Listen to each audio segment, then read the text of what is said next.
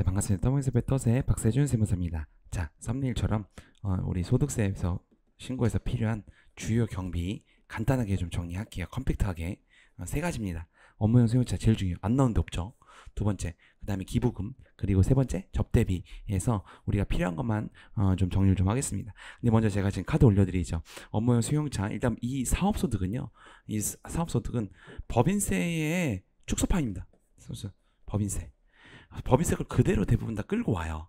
그래서 제가 카드 올려드린 것도 이거 보통 이제 실무자들이 들으실 텐데 요거는 먼저 법인세 제가 올려드렸죠 올해. 따끈따끈한 거 법인세 올려드렸어. 그래서 거기 있는 걸 먼저 들으시고 들으는 게 업무에도 도움이 되실 텐데 어쨌든 갑시다.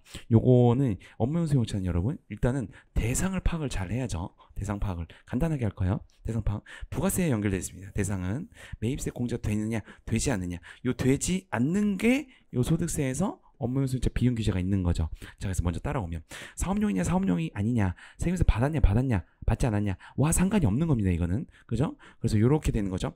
요 소형 승용차는 일단은 개별 서비스 5% 대상이 되는 겁니다. 만약에 5% 대상이 아닌 게 있죠. 개별 서비스에 과세가 안 되는 게 있어요. 안 되는 건 이런 것들이죠. 그럼 요거는 매입세 공제 되죠? 그럼 여기서 되는 거기 때문에 업무용 수용차 비용 처리 규제가 없는 겁니다. 없다는 게 좋은 거야 안 좋은 거야?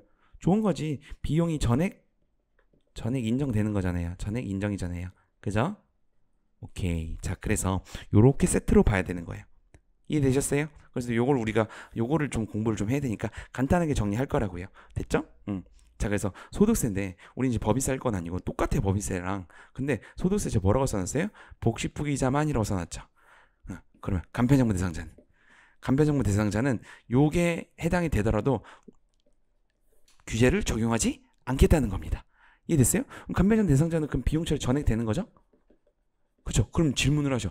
간편정부 대상자인데 복식부기로 했어요. 그렇다고 간편정부 대상자가 아닌 게 아니잖아. 그죠? 그렇기 때문에 이 규제 자체가 없는 겁니다. 그럼 누구만 있는 거예요? 맞습니다. 복식부기 의무자만 있는 거예요. 저번 시간에 우리가 다 정리를 했죠. 부가세에서 비영업용 소형 수용차 요거를 알아야 돼요. 비영업용이랑 소형 수용차, 일단 소형 수용차는 개별 서비스에 5%가 과세되는 것인데 가봅시다. 요건 일단은 부가세에서 어떻게 돼 있냐. 지금 부가세 공부하려는 거 아니에요, 여러분? 지금 대상 파악하려고 하는 대상 파악. 이 대상 파악이 안 되면 여러분 삽질한다고 우리가 실무할 때 가봅시다. 비영업용차는 세금세 받더라도 불공제죠. 그리고 비영업용이 뭐예요? 업무용이랑 상관이 없어요, 여러분. 업무용인데 되잖아요. 이런 거 상관없는 거야. 무조건 비영업용 요건데 영업용이 아닌 게 비영업용이죠. 그럼 영업용을 보면 돼. 영업용은 이렇게 5가지로 나와 있어요. 부가세에서 운수업, 자동차 판매업, 임대업, 학원, 그리고 경비업만 됩니다. 요거에 쓰는 차야. 그럼 요것만 영업용이고 나머지는 다 비영업용이에요. 그래서 대부분 다 보겠어. 대부분은 그렇죠. 비영업용이 있죠.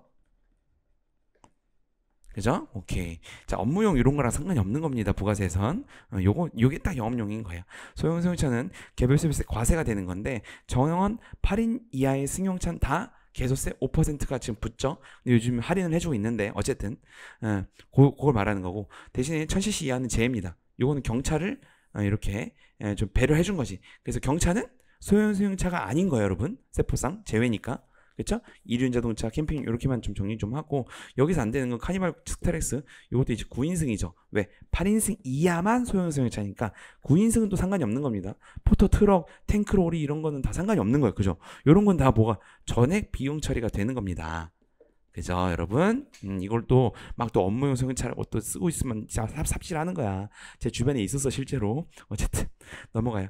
유지에 사용되는 것도 마찬가지예요. 이제 차값뿐만이 아니고 이런 것들도 다 해당이 되는 겁니다. 그죠? 요약해 봅시다.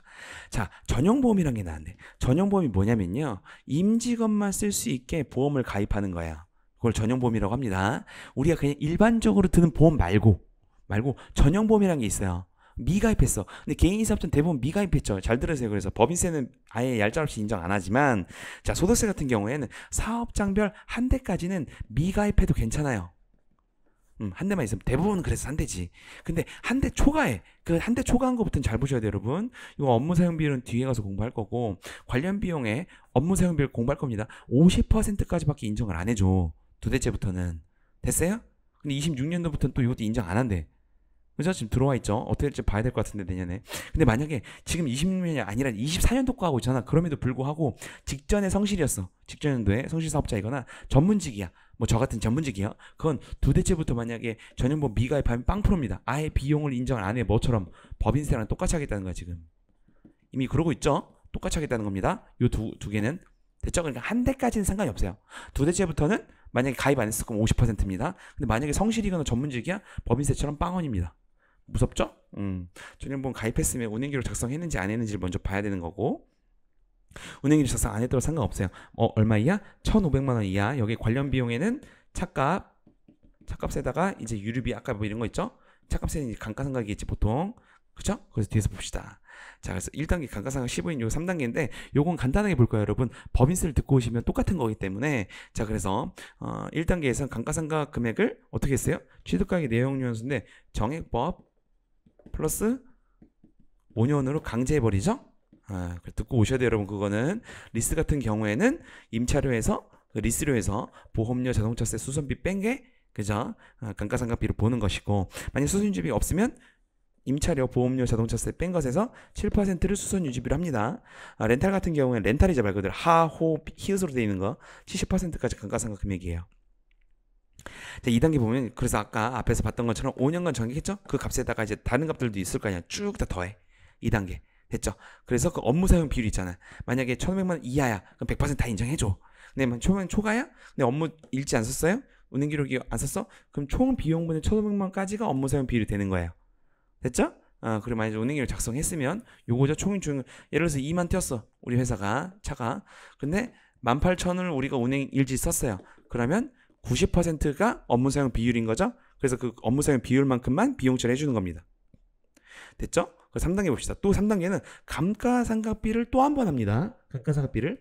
업무 손실 감가상각비 있죠. 아까 뭐 취득했을 땐 정액법 플러스 5년 이거나 리스 이거나 렌탈 때 그 업무 손실 감가상각 있잖아. 그래서 2단계에서 구한 업무 사용 비율을 곱해. 그 값을 800만 원 또 비교합니다. 왜? 그렇죠. 이게 4천만 원이 넘는 차면 감가상각비를 인정을 또 안 하겠다는 거예요. 이해됐어요? 그래서 필요경비 불산입합니다. 800만 원이랑 비교해서. 그래서 보유월수, 첫 해는 보유월수를 또 곱해야 돼요. 자, 다음 연도부터 추인한데 사실 이 실질적으로 다음 연도 추인이 안 됩니다. 만약에 이게 한도가 계속 넘으면요, 업무 사용 비율이 뭐 엄청 바뀌지 않는 이상은 대부분 다 필요경비 불산입이 돼요. 됐죠? 오케이, 여기까지 하고요. 기부금 갑시다. 기부금은요 이렇게 좀 다르죠, 율이. 근데 기부금은 사업자 같은 경우에는 비용 처리만 되는 거죠. 맞아요? 그래서 특례 기부금 100% 되고, 일반 기부금 종교, 개인 사업자는 종교 많죠. 종교는 10%까지밖에 안 돼요. 됐죠? 그래서 기준 소득금액 이런 건 좀 몰라도 되는데, 어쨌든 예를 들어 내 소득이 지금 비용 다 빼면 1억이야. 대충 근데 10%만 한도가 있는 거야. 그래서 한도는 1,000만 원이 한도인 겁니다. 근데 내가 예를 들어서 1,200만 원을 기부를 했어요. 어떻게 1,200만 원 많죠? 교회 다니신 분들은 되게 많습니다. 1,200만 넘으면 200만 원이 한도가 넘기 때문에 부인된다는 거예요. 그래서 요거는 일반이란 특례는 10년간 2월이 되죠? 이렇게만 합시다. 2월. 오케이. 이렇게까지 하면 기부금은 간단합니다. 넘어가요. 접대비 봅시다. 접대비 중에도 접대비 똑같아요. 법인세랑 똑같은데 증빙을 좀 정리를 좀 합시다. 접대비랑 접대비 2회로 나눠야 돼. 접대비 2회. 이것도 법인이랑 똑같은 거예요.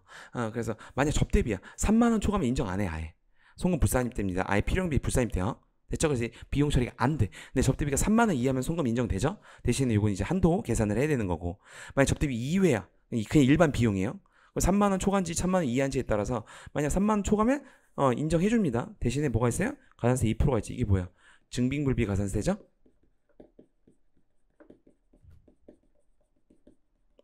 됐죠? 오케이, 넘어갑니다. 이게 3만 원은 경조사 같은 경우에는 20만 원이다. 금액만 바뀌는 것이고. 자, 그래서 한도 똑같아요, 여러분. 이렇게 해서 똑같은데 중소기업 같은 3,600이죠. 1,200. 법인 같은 경우에는 중소기업이 아니면 1,200이죠. 근데 여기서 개인은 프리랜서가 여기로 들어가요. 프리랜서 중소기업을 봐주지 않습니다. 그래서 접대비가 1,200까지밖에 안 돼. 프리랜서는.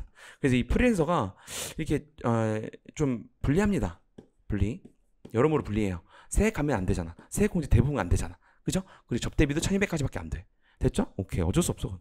자, 적용률 다 똑같은데 여기서 이제 사업장이 하나면 상관이 없는데 두 개다. 두 개 이상이다. 그럼 요 이제 적용률을 구할 때 A 사업장을 먼저 넣을지 아니면 B 사업장을 먼저 넣을지는 좀 계산해 봐라라고 세법에 써져 있는데 넘어갑니다. 이거 거의 안 나와. 100억이 넘어야 돼. 됐죠? 시험에서 거의 안 나오니까 접대비 거의 똑같은데 뭐만 아까 앞에서 봤던 것처럼 프리랜서 같은 경우엔 1200까지밖에 안 된다. 됐죠? 오늘은 여기까지 할게요. 떠먹여준 세법의 떠세 박세준 세무사였습니다. 감사합니다.